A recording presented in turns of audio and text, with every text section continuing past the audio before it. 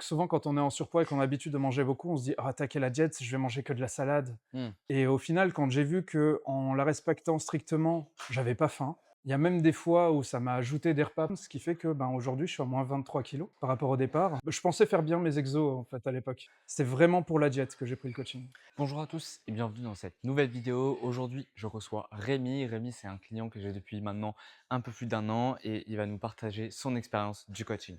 Allez, c'est parti. Avant de commencer, tu stagnais sur quoi exactement? Je stagnais essentiellement sur mon poids, c'est-à-dire que quand j'ai commencé au début, c'était surtout parce que je faisais du diabète et qu'on m'a dit: «Il faut revoir ta diète et ton activité physique» Ouais. et après la diète, j'ai essayé un peu d'améliorer, mais c'est clairement là où ça pêchait parce que je manquais de volonté et c'est pour ça qu'au tout début, quand je t'avais contacté, c'est parce que tu avais organisé un challenge mini-cut et je me suis dit: «Bah tiens, au moins je vais être suivi, je vais avoir un plan, je vais savoir par où peut commencer» et je me suis dit: «Bah je vais essayer ça» et si après selon comment ça se passe, si le type de diète me plaît ou quoi, bah, je verrai après, de continuer et pourquoi pas faire un coaching aussi pour améliorer, vis-à-vis, enfin mes exercices. Malgré le fait que je faisais un peu trop d'écart, j'ai quand même réussi à perdre, entre 10 et 15 kilos en 6 mois, mine de rien et après petit à petit, même quand on était plus en grosse sèche, mais en reverse ou un poids où on devait stagner, bah, je grappillais quelques centaines de grammes, ce qui fait que, ben, aujourd'hui, je suis à -23 kilos par rapport au départ,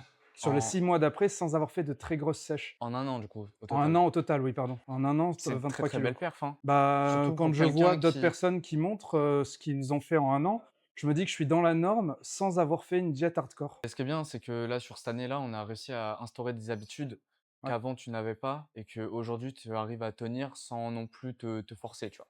c'est ça. C'était quoi l'erreur numéro un que tu faisais avant de commencer? Avant de commencer le coaching, pas d'échauffement, clairement et après, bah, des erreurs de position, c'est-à-dire que j'avais des personnes qui m'avaient conseillé, donc globalement, je pense pas qu'elles étaient trop dégueu, mais je pense surtout au bench à la barre où je me suis, détruit les épaules clairement et encore aujourd'hui, j'ai des tendinites qui me font souffrir, Mmh. selon le mouvement que je fais, ce qui fait que, l'essentiel de mon échauffement aujourd'hui, c'est des échauffements épaules pour pouvoir quand même charger, faire bien mon exec, qu'aujourd'hui je vais être dans du 80 kilos en tirage. Mmh. Alors que j'ai perdu du poids, donc voilà, je mobilise plus mes muscles, j'en vois plus et c'est plus efficace, quoi. Pourquoi tu t'es fait coacher, alors que tu avais une tonne d'informations sur, les réseaux sociaux, TikTok ou encore YouTube? Mis à part du coup le challenge que j'avais mis en place, pourquoi est-ce que tu as décidé de continuer? Moi, c'était avant tout pour la diète parce qu'on peut entendre tout et n'importe quoi de toute façon sur les réseaux. Mais ouais, aujourd'hui, c'est clair que ça manque pas de choses, mais il y a trop d'informations et quand il y en a trop, ben, des fois savoir, quoi prendre, qu'est-ce qui est le bon truc. Pour l'exécution, même si je pensais être bon pour le coup, c'est pas vraiment pour ça que j'ai pris le coaching. Donc j'ai découvert après quand tu m'as corrigé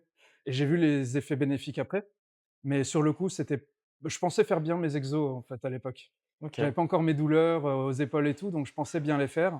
C'est vraiment pour la diète que j'ai pris le coaching. À ce moment-là, tu avais peur de quoi exactement? Perdre tes perfs, reprendre du gras ou ne pas tenir la diète? J'avais peur de ne pas tenir la diète avant tout. C'est mes collègues qui m'avaient dit: «Fais gaffe parce qu'en baissant tes apports caloriques, tu vas voir que tu vas perdre en perf». Donc au début, j'y pensais pas et je l'ai découvert après parce que j'avais essayé d'augmenter ma charge là en jambes parce qu'en squat, j'avais, tapé un PR à 170 juste avant de commencer la diète. Du coup, je me suis dit: «Bah, PR à 170, vu que j'avais déjà réussi à faire quelques séries à 120, je vais tenter à 130». Alors que je venais d'attaquer une diète qui était pas hard, mais vis-à-vis du nombre de calories que je mangeais avant, j'avais Ouais, par plus que rapport. divisé par 2 mon apport calorique Mmh. et j'ai failli tomber dans les pommes, au bout de la 7e rep à 130. Donc là, ce coup-là, j'ai compris que si déjà j'arrivais à maintenir à peu près mes perfs ou à descendre à 80-90, c'était déjà très bien et qu'après, une fois que mon corps serait habitué, ça remonterait tout doucement, quoi et au final, c'est même remonté assez vite. Au début, tu t'es dit quoi sur le prix du coaching? Le prix, pour moi, au vu de la séance et des prix de l'époque, c'était, largement, abordable à mon je trouvais. Et qu'est-ce qui t'a fait dire: «OK, j'y vais», malgré du coup ce prix-là, là? C'était vraiment, en fonction de comment se passe déjà, il y avait l'affinité et comment se passait, le mini cut. Mmh. C'est-à-dire que si vraiment c'était en mode, souvent quand on est en surpoids et qu'on a l'habitude de manger beaucoup, on se dit: «Ah attaquer la diète, je vais manger que de la salade, Mmh. je vais me crever de faim, je vais pas la tenir, je vais tenir ça une semaine, je vais perdre beaucoup de poids et puis après je vais aller me faire mal». Et au final, quand j'ai vu que en la respectant strictement, j'avais pas faim, il y a même des fois où ça m'a ajouté des repas par rapport à la façon dont je mangeais avant, notamment le matin. où c'était presque la sensation de trop, genre il faut manger.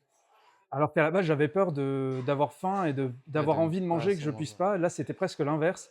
Il y a des fois où je me levais le matin, j'ai pas faim, bah, il faut que je me fasse, mon truc et tout et en plus, c'est lourd quoi, 600 cales le matin.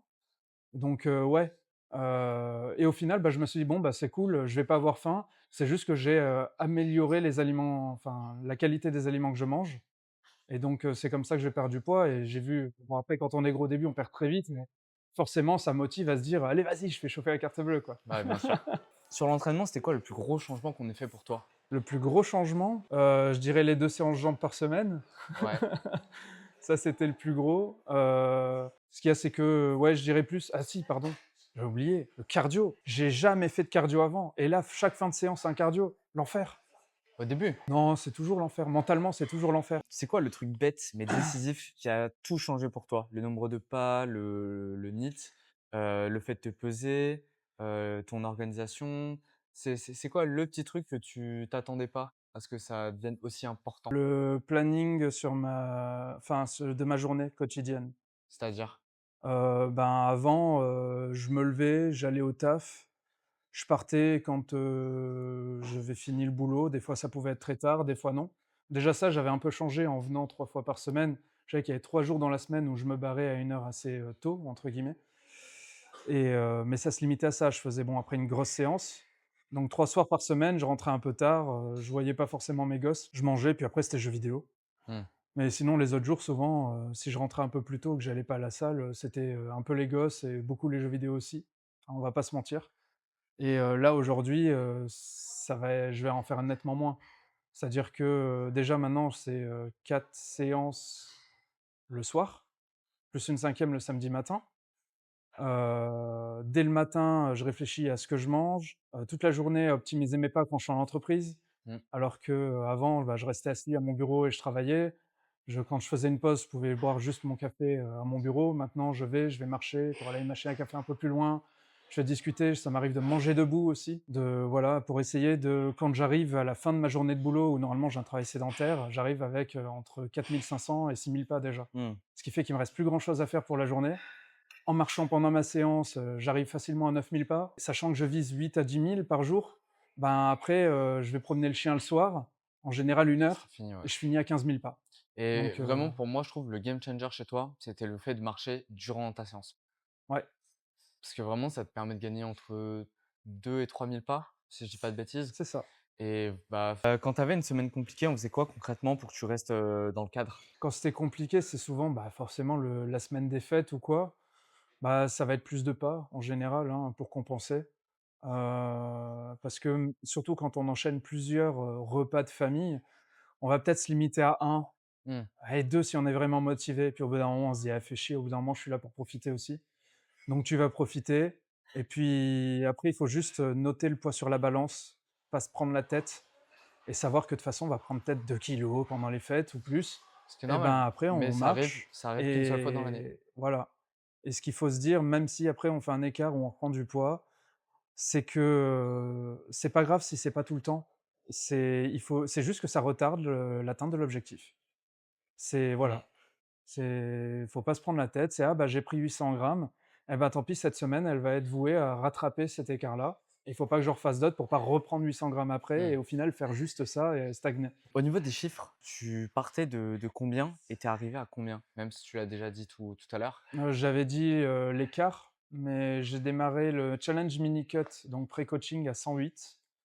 Rien que pendant ce challenge, je crois que j'ai perdu en un mois 6 kilos, même Mmh. s'il y avait beaucoup de rétention d'eau, ce genre de choses-là, je pense. Et après, aujourd'hui, là, alors j'ai fait un drop, on va prendre celui-là, hein, Ouais. mercredi jusqu'à 85-10, même si là, je suis remonté, avec, repas, d'anniversaire de mariage à 86 CD. Mais bon, globalement, au vu du point de départ et que je me dis qu'encore jusqu'avril, je vais tourner à 89-90 kilogrammes. Aujourd'hui, je me dis: «Cool, j'ai fait un écart, je suis à 86 CD». Mmh.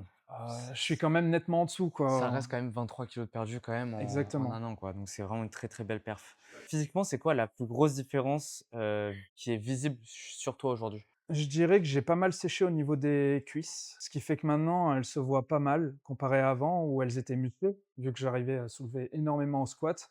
mais il y avait une telle couche de graisse que j'avais juste des gros jambons, quoi, hein, Mmh. voilà.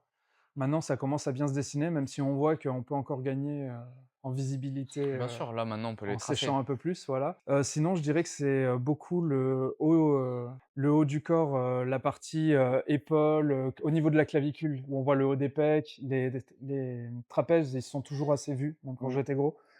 Mais, le dessin épaules, pecs, tout ça, on commence à voir les marquages entre chaque muscle. Si tu devais me donner 2 raisons maximum de pourquoi ça a marché?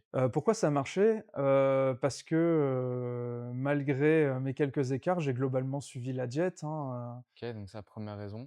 Au niveau des exos, ça va, je me donnais déjà. Donc au final, on a juste fait les bons exos pour cibler ce qu'il fallait. Donc, au niveau de l'effort, j'ai rien eu à donner, je trouve, parce que je le donnais déjà avant. Non, tu étais déjà un gros bourrin, donc sur ça, c'était Voilà. pas le cas. C'était plus, de la discipline au niveau alimentaire avant tout. Et après le reste, c'est suivre la diète. Suivre la diète, suivre les conseils, au niveau de l'entraînement aussi, hein, et faire le cardio. En fait, c'est juste suivre le plan. 1, 2, 3. Tu recommanderais à qui, le coaching si tu avais un profil exact? Ben, la plupart des gens, en général, quand je vais leur en parler coaching, bah, souvent, ils sont encore à la barrière du prix. Mmh. C'est-à-dire, «Ouais, non, j'ai pas envie de payer», et un peu comme moi au début, tu penses que tu fais bien les execs, tu fais bien les mouvements et que tu as un plan bien parce que tu as vu machin sur internet ou je sais pas quoi. Donc c'est assez compliqué, en fait. Moi, je sais que ce qui m'a fait basculer, c'était vraiment le point fort diète parce que je savais que je ne me serais jamais lancé tout seul. Mmh. Ou j'aurais fait un truc, vite fait, mal fait et qui aurait soit pas donné de résultats, soit m'aurait fait arrêter. OK. Donc faut discuter avec les gens et puis après, je sais pas, je pense que le mieux, c'est, quand tu arrives vers la fin, ce qui commence à être mon cas, physiquement, hein, si tu arrives à quelqu'un, par exemple, qui est un peu en surpoids ou autre, à essayer de lui vendre la chose. OK. Je sais que la première chose, c'est déjà essayer de vendre, le sport aux gens. Ça, c'est le plus déjà, c'est une 1re étape et après s'il commence à prendre goût à ça et avoir un vrai objectif, bah, que si tu veux l'atteindre, n'importe qui est aujourd'hui même professionnel, hein, tout le monde, même peu importe le sport, j'ai envie de dire, a un entraîneur. Mmh. Je connais pas quelqu'un qui va choper une médaille dans une compétition quelconque en disant: «Ouais, ouais, je suis autodidacte». C'est rare. Voilà. Sinon, tu as peut-être genre, 0,01 et encore. Mais tous ont un coach. Et qu'est-ce qu'on peut te souhaiter pour la suite? De continuer à perdre du poids et que mon diabète reste bas, pas d'autres enfants, j'en ai assez comme ça, voilà, et de rester en bonne santé idéalement. Bah, parfait. Merci Rémi et Merci puis à on toi, hein. termine ce boulot, hein? Ouais. Allez.